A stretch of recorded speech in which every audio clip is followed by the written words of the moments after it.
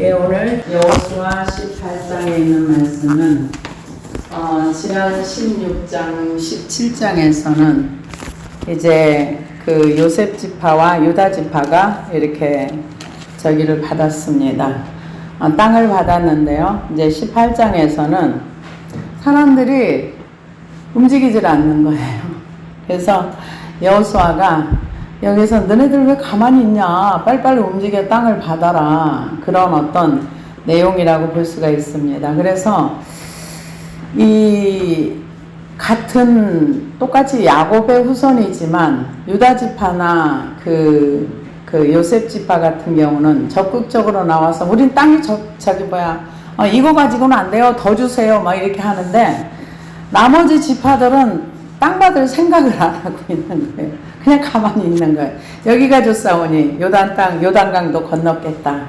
이제 큰 가나안의 왕들은 다 쳤겠다. 이제 부분적으로 남아있는 거, 이제 자기네들이 전쟁에서 싸워서 이겨야 되는데 그냥 그날이고 아무것도 안 하고 싶은, 쟤네들은 차지해서 좋겠다, 이제 뭐 그런 형태로 아마 그러고 이제 무기력에 빠져 있었던 것 같아요. 그래서 18장에 보니까 이스라엘 자손은 온 회중이 실로에 모여서 거기에 회막을 세웠으니 땅 나누기를 하고 먼저 막 재촉하고 유다 지파의 갈렙 같은 경우는 40년 전에 나에게 하나님 약속한 그 기업을 나에게 주소서 그러면서 이 산지를 내게 달라고 막 해서 유다 지파, 요셉 지파, 그러니까 에브라임과 베냐민 지파가 다 땅을 차지했는데 나머지 지파들은 안 움직이는 거예요. 그러니까 일단은 이스라엘 자손이 온 회중과 이스라엘 백성들이 다 모여가지고 회막을 세웠어요. 그 회막은 뭐냐면은 원래 길갈에 모세가 광야에서 만들었던 그 성막인데요. 그 회막을 길갈에서 긴 시간 동안 여단강 저편에서 있었습니다. 왜? 거기에서 이제 가나안 전투를 하러 가기 전에 거기에서 이제 전쟁이 시작을 하니까 길갈에서 6년인가 7년 있다가 이제 요단을 건넜어요. 그래서 유다 지파가 기업을 받고 요셉 지파, 에브라임과 베냐민이 그 기업을 받고 그러고 나서 안 움직여요. 그러니까 이제 실로에 옮겨가지고 모여서 회막을 옮겨서 세운 겁니다. 그런데 여기는 왜 실로가 되었는가?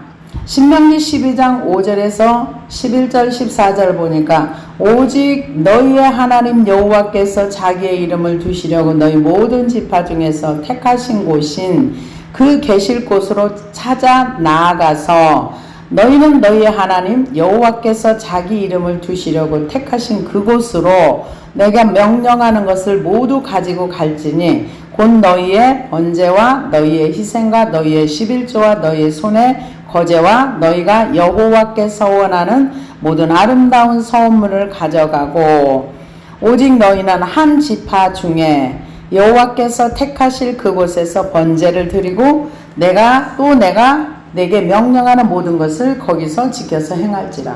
택하신 곳이라고 하는데 그곳이 어디라고는 딱 정해지지 않았어요. 그런데 그 장소가 지금 실로가 되었습니다.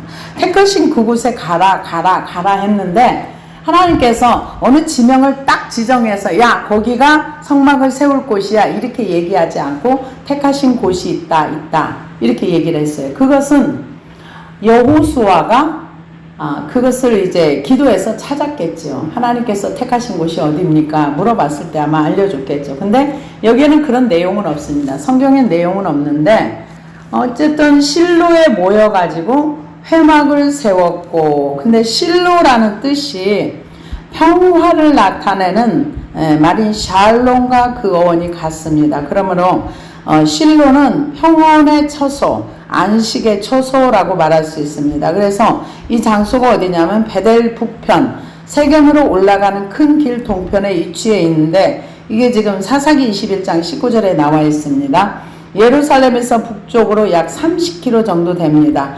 여호수아는 이곳에 장막을 세우는데 이때 이후 실로는 왕정 시대가 시작되기까지 정확히 말하면 엘리오와 그의 아들 홈리와 비누아스가 죽고 언약궤가 블레셋에 빼앗기기까지 이스라엘 종교의 중심지가 되었습니다. 그때까지 이 실로에 여호와의 궤가 있었던 거예요. 그래서 회막이라는 뜻은 오헨 모에드라는 뜻인데요. 만남의 천막이라는 뜻입니다. 그래서 하나님과 이스라엘의 만나는 장소이며 하나님께서 거하시는 곳입니다. 그래서 이스라엘 진영이 이동할 때마다 먼저 회막, 곧 성막을 세웠고 진영을 옮길 때마다 항상 그것을 같이 이렇게 움직였습니다. 그래서 이제 해년마다 이스라엘 백성이 실로에 와서 이제 하나님 앞에 그 아까 신명기에 있는 말씀처럼 모여서 여기에서 종교 행사를 하며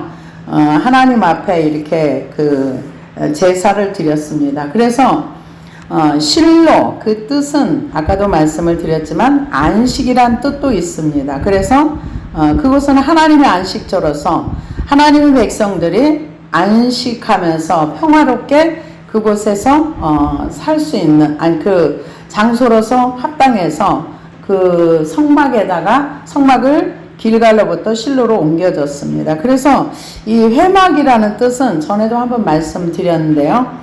만남의 장막도 되고 이것은 성막이라도 부르고 증거막이라고도 하고 또 범막이라고도 하고 성소라고도 하고 여호와의 전이라고도 하고 하나님의 집, 장막, 여호와의 장막 등으로 이렇게 불려졌습니다. 그래서 회막, 성막, 여호와의 장막, 여호와의 전 이 모든 단어들이 그 샬롬, 그 평화라는 그런 뜻이 있는 하나님의 성소라고 볼 수가 있습니다. 그래서 그 성소 안에다가 이제 하나님께서 이거저거 넣으라고 한 것을 그곳에 넣었고요. 그래서 나중에 그 이제 그 제사장들이 그것을 이제 블레셋 땅에 빼앗기기까지 실로에 여호와의 성막이 있었습니다. 그래서 이렇게 성막을 이제 먼저 만들어서 그곳에서 이제 모여서 세웠습니다. 그 다음에는 그 땅이 그들 앞에서 돌아와 정복되었더라. 땅이 돌아와서 정복됐다는 말을 우리가 이해할 수가 좀 애매한 말인데요. 그 땅이 정복되었다. 땅이 돌아와서 정복되었다는 건 가나안 땅을 이스라엘 백성이 어느 정도 정복했다 이 얘기입니다. 돌아와서 정복됐다는 얘기가. 그래서 땅이 이제 많은 이제 정복이 되어서 근데 가나안의 왕들은 이미 이스라엘 전체 다 해서 다 죽였어요. 근데 백성들은 부분적으로 남아 있었어요. 어느 정도 남아 있었느냐? 나중에 사사기에 18장에 보면 그때까지도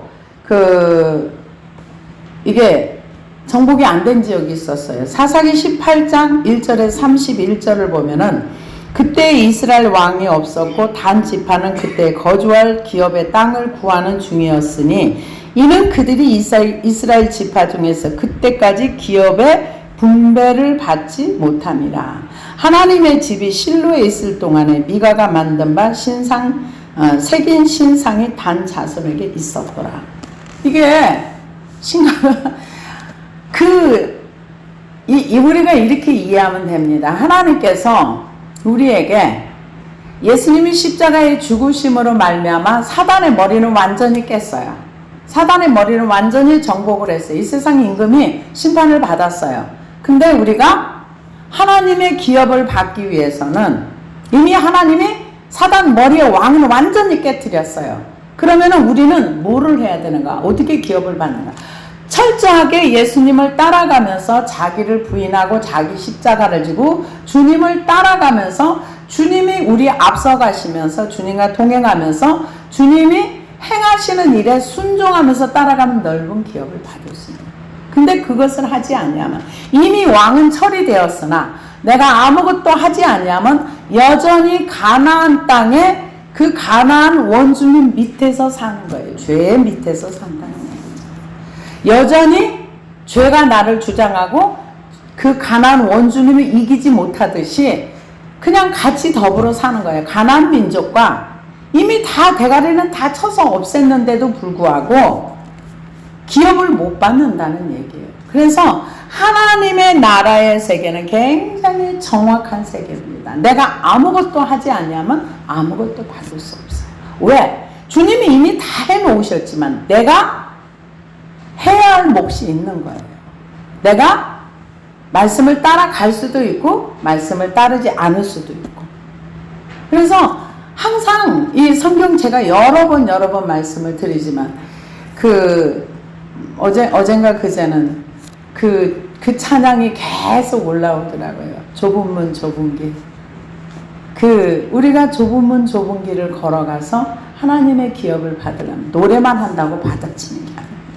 노래 첫날 맨날 해도 그 찬양 잘 올리더라고요. 하나님 앞에 드리는데 아무리 그 좁은 문 좁은 길을 들어가는 찬양을 불러도 자기가 부인되어지지 않고 이미 하나님께서 사단의 머리를 깨뜨리셔서 십자가에서 완전히 승리를 했어도 내가 아무것도 하지 아니하면 나는 여전히 가나안 땅에 이 가나안 족속과 함께 살면서 그들의 눈치를 보면서 그들이 거기에 살기로 결심하고 안 나가려고 결심하면 못 쫓아낸다는 얘기예요.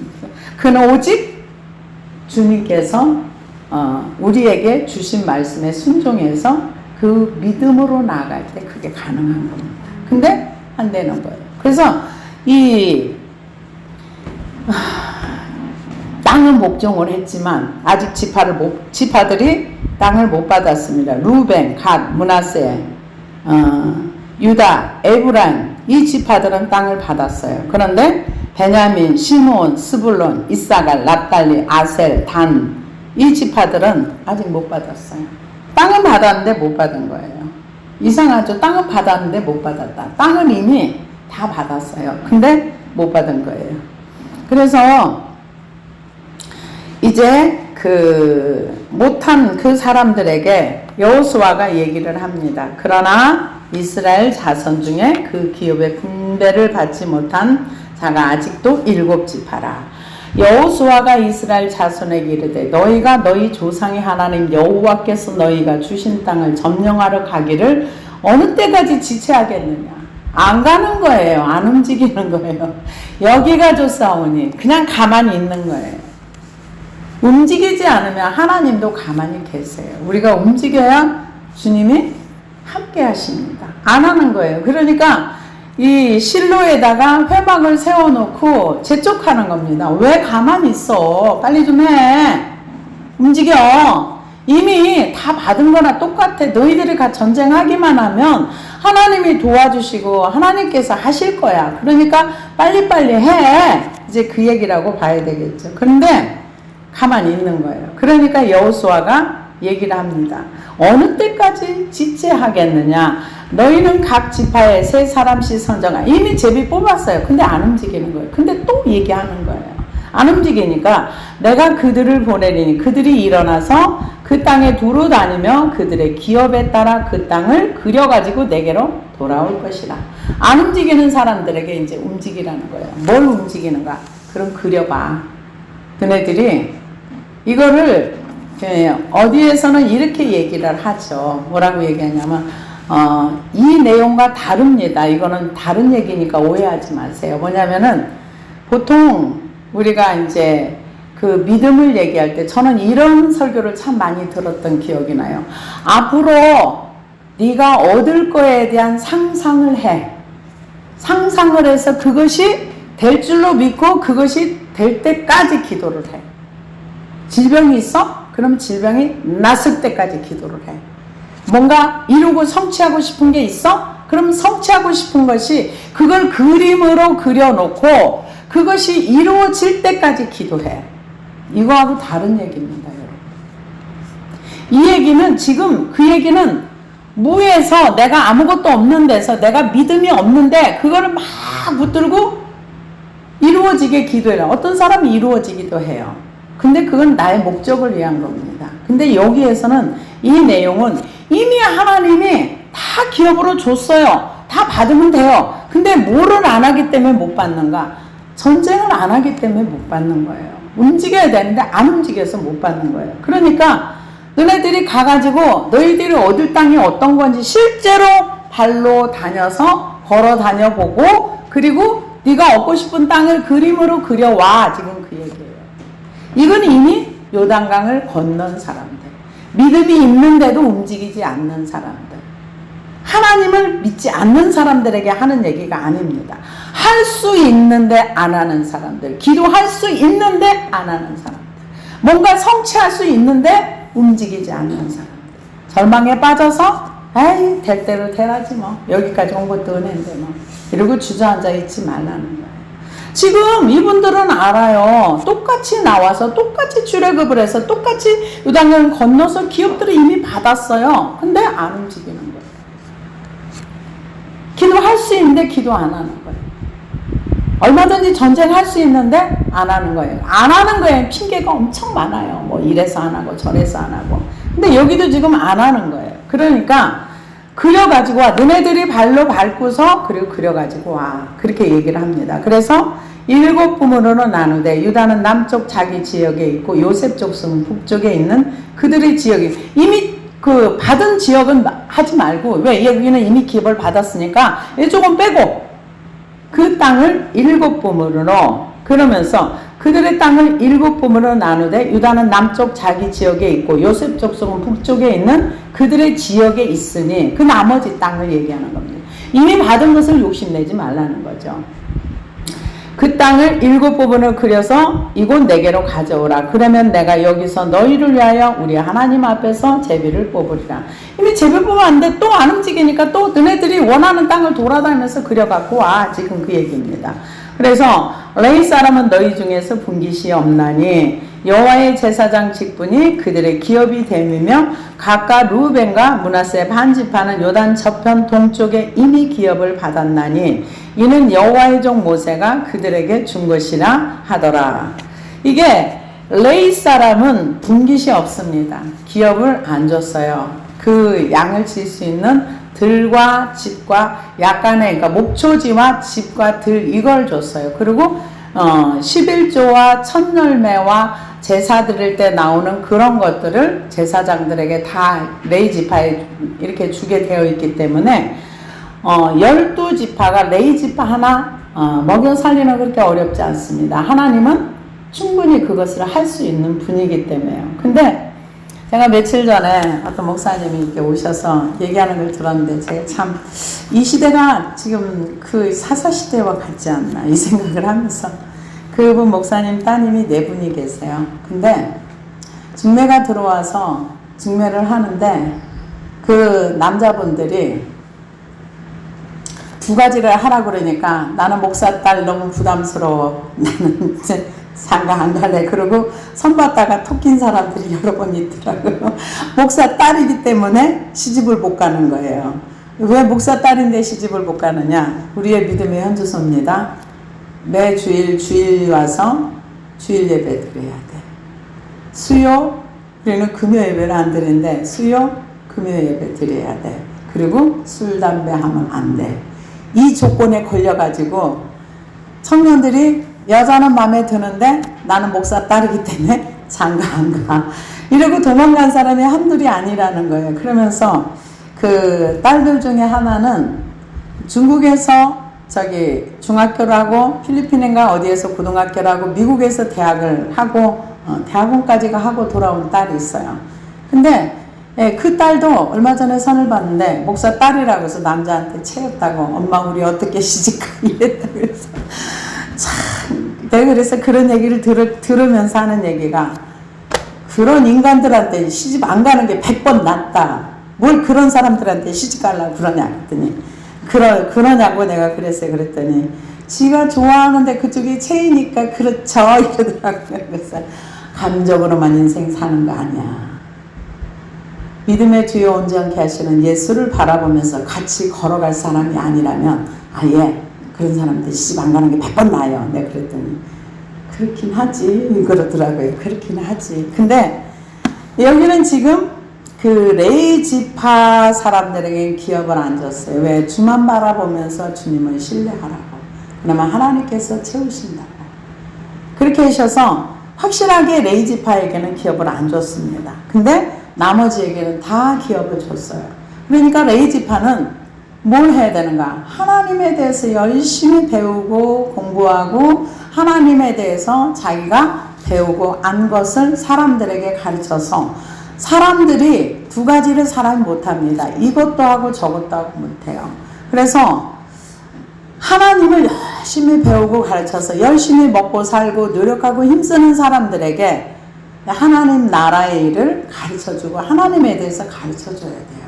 그리고 그들의 영혼들을 하나님 앞에 바로 세우기 위해서 그 일을 해야 되는데 요즘은 그게 좀 잘 안 되는 것 같아요. 그러면서 하는 얘기가 어떤 저희 교단은 그렇게 큰 교단이 아니라서 그 큰 교단이 아님에도 불구하고 문 닫은 교회들이 좀 있습니다. 이번 코로나로 인해서. 근데 좀 큰 교단들은 한 1년이 안 됐는데 10몇 개 교회가 문을 닫았다. 그 얘기를 하더라고요. 그래서 그런저런 얘기를 하면서 근데 교회를 문을 닫을 때 왜 일방적으로 닫을까 이런 얘기를 하더라고요. 주변 사람과 의논을 하면서 도움을 좀 구하든지 뭔가 찾든지 하면 좋은데 찾는 법이 없어요. 목사님들이 그런 얘기를 하더라고요. 그래서 그것도 이제 교제가 있어야 찾겠죠. 이제 제가 그런 얘기를 하고 말았는데요. 여기 레이 사람들에게는 하나님께서 기업을 아예 주지 않고 하나님을 기업으로 삼으라. 그러면은 세상 사람들은 노동을 해요. 세상에 나가서 돈 벌기 위해서 정말 열심히 노력합니다. 그러면 하늘의 사람도 그만큼 저는 노력을 해야 된다고 생각해요. 기도하고 하나님 앞에 말씀하면서 정말 하나님 앞에나 사람 앞에 내가 급여를 받는 거 부끄럽지 않게 받을 수 있을 만큼 나는 그것이 옳다고 생각을 합니다. 노동하는 거 이상으로 해야 된다고 저는 그렇게 생각을 해요. 그런데 그렇지 않은 경우도 있더라고요. 그래서 그 사람들이 일어나 떠나 여호수아가 그 땅을 그리러 가는 사람들에게 명령하여 이르되 가서 그 땅을 두루 다니며 그것을 그려가지고 내게로 돌아오라. 여기 실로의 여호와 앞에서 너희를 위하여 제비 뽑으리라 하니 실로의 여호와 앞에서 하나님 앞에서 우리가 살아간다는 얘기죠. 그래서 여호와 앞에서 이제 제비를 다시 뽑습니다.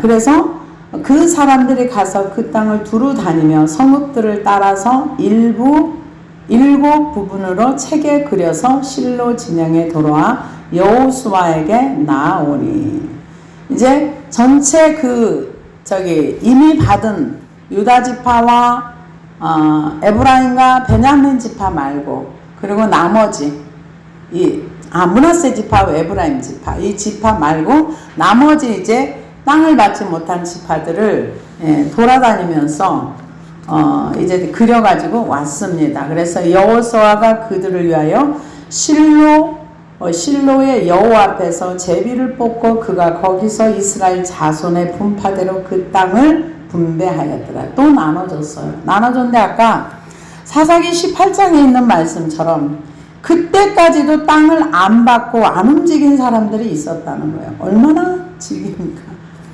하나님이 그렇게 하라고 했는데도 안 하는 거예요. 그래서 이제 분파대로 그 땅을 이제 분배는 해줬어요. 해주고 나서 베냐민 지파에 대한 얘기가 나옵니다. 베냐민 지파는 어디냐면은 베냐민 지파 자손의 기업은 유다 자손과 요셉 자손의 중간 지대를 얻게 됐습니다. 그래서 유다 지파의 땅은 가나안 남단에 위치해 있었고 그리고 약간의 공간을 두고 북쪽으로는 요셉 자손 에브라임 지파와 므낫세 반지파의 땅이 위치해 있었는데 이 유다 지파와 요셉 자손의 중간에 공간이 동편 베냐민 지파가 차지하게 됩니다. 그리고 서편은 단 지파가 나중에 차지하게 됩니다. 한편 베냐민 지파의 할당된 땅은 대체로 산악지대이고 약간은 사막지대이고 일부는 여리고와 예루살렘 근방의 비옥한 땅이었습니다. 그래서 베냐민 지파의 영토는 가나안 땅의 남북을 잇는 전략상의 주요 도로상에 위치해 있었기 때문에 역사적으로 분쟁의 빈도가 굉장히 많았고 베냐민 지파는 상당한 호전성을 띠게 되었는데 이는 일찍이 베냐민은 물어뜯는 일이라 한 야곱의 예언과도 같습니다. 그래서 하나님께서 유다 지파와 그 예루살렘 그 하나님께서 축복을 내리신 유다 지파와 예루살렘 곁에 거하게 함으로써 나중에 남북 그 왕국이 분열될 때 유다 지파와 결속해서 다윗 가문에 하나님의 성전을 고수했던 지파가 베냐민 지파입니다. 그래서 신명기 33장 12절에 모세가 이렇게 예언을 했습니다. 베냐민 지파에 대하여서는 일렀을 여호와의 사랑을 입은 자는 그 곁에 안전히 살리로다. 여호와께서 그를 날이 마치도록 보호하시고 그를 자기 어깨 사이에 있게 하시리로다. 그러니까 유다 지파는 하나님의 사랑을 받은 지파입니다. 근데 그 지파 곁에 붙어 있게 하셔서 나중에 남북이 이렇게 갈려졌을 때 베냐민 지파가 유다 지파에 붙어 있어요.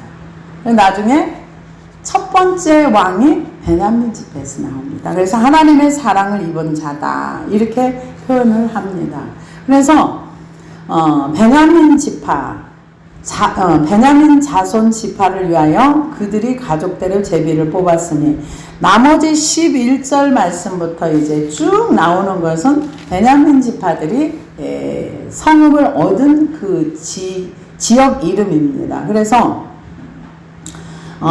그들이 북방 경계 요단에부터 여리고 북쪽으로 올라가서 서쪽 산지를 넘어서 또 올라가서 베다온 황무지에 이르며 또 그 경계가 거기서부터 루스로 나아가서 루스 남쪽에 이르나니 루스는 곧 베델이며 또 그 경계가 아달론에 내려가서 아래 베토론 남쪽 산 곁으로 지나고 베토론 남쪽 산에서부터 서쪽으로 돌아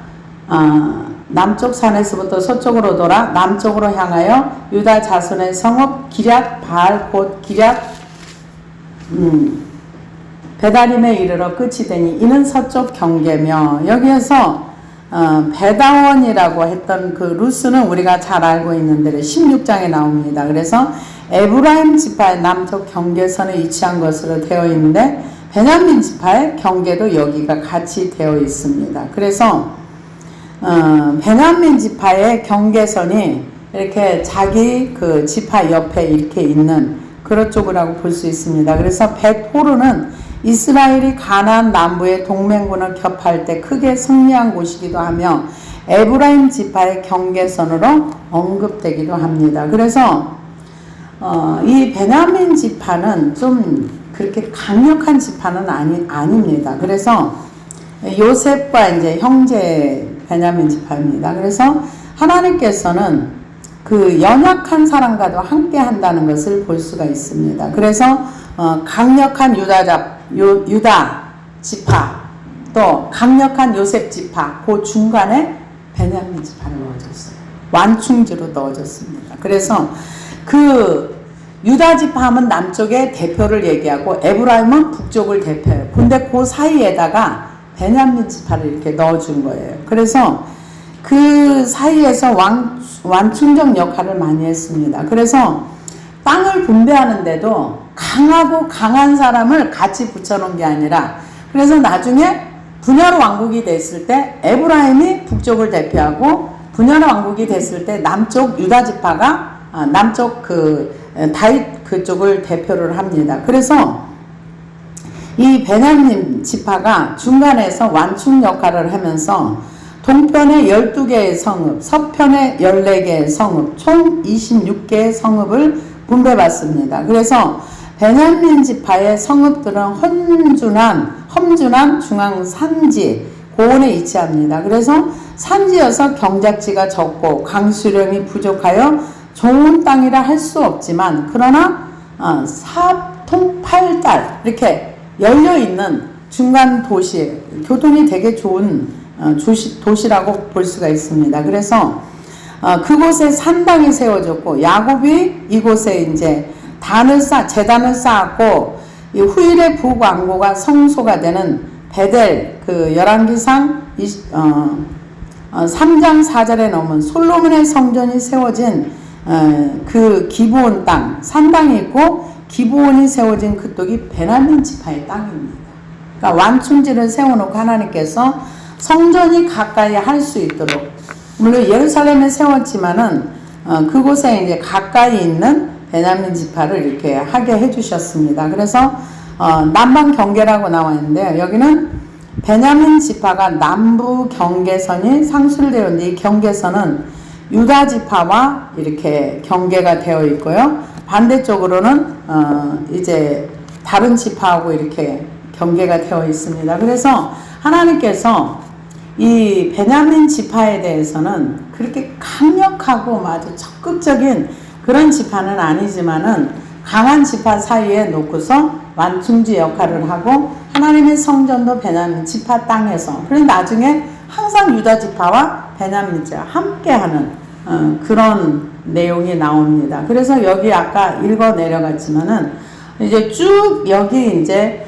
15절에서부터 27절까지는 전부 그 성읍에 대한 숫자를 얘기하고 그런 어떤 경계선에서 받았다 이렇게 얘기합니다. 그래서 르바임 골짜기 북쪽 흰놈의 아들 골짜기 앞에 있는 산 끝으로 내려가고, 또 흰놈의 골짜기로 내려가서 여부스 남쪽에 이르러 엘로겔로 내려가고, 여기 흰놈의 골짜기는 나중에 여기가 우상숭배의 저기가 세워지는 곳입니다. 산당이 세워지는. 그래서 여기에서 수많은 아이들이 이렇게 제물로 드려졌던 흰놈의 골짜기, 그쪽이라고 볼 수가 있습니다.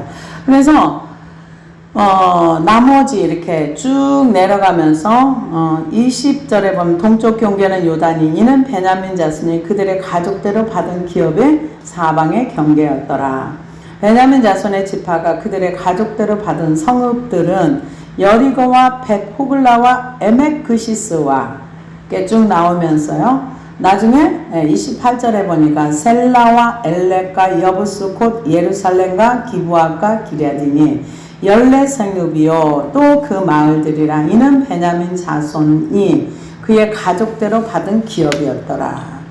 그래서 이 베냐민 지파는 남쪽 경계선 끝은 요단강 남단과 연결된 사해 북쪽 해만인데, 여기서부터 거슬러 올라가 여리고 근처에 이르는 요단강이 베냐민 지파 동쪽의 경계선이 됩니다. 그래서 베냐민 지파가 기업으로 받은 36개의 성읍들이 언급되어 있고, 베냐민의 성읍들은 크게 동서 두 급으로 형성되어 있고, 동쪽 지역이 12성읍과 서쪽 지역이 14성읍으로 이렇게 나누어져 있습니다. 그래서 이 18장에서는 지파들에게 여호수아가 성막을 세워놓고, 그러고 나서 이렇게 이제 베냐민 지파가 이런 성읍을 이제 기업으로 받았다 이렇게 얘기를 합니다. 그리고 이제 19장에서는 시므온 지파와 나머지 지파들이 이제 기업을 받은 거에 대한 내용들이 쭉 나옵니다. 그래서 하나님께서 똑같은 하나님의 백성인데, 그 유다 지파는 기업을 달라고 해서 기업을 빨리 받았고, 요셉 지파, 그러니까 므낫세와 에브라임 지파도 기업을 달라고, 우리 빨리 기업 달라고 그래서 받았고, 저쪽에 그 동쪽 요단 동쪽에 있던 사람도 우리 기업을 주세요 해가지고 받았는데, 나머지 7지파는 아무 생각이 없는 거예요.